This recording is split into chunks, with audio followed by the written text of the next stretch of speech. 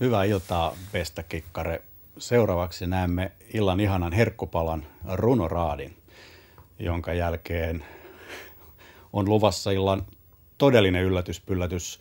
Dokumenttikluva Rootsin yleisradion Islannin tulivurou anarkisti suurteko eläintie ja totieittama suurreladiistinen kuvaus tulovureon purkrauksista ja niiden valikuksesta ennen ja nyt.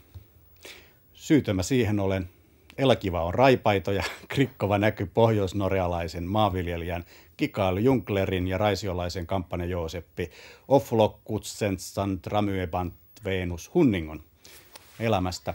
Leppoisaa hekumailtaa, hyvä sohva perna.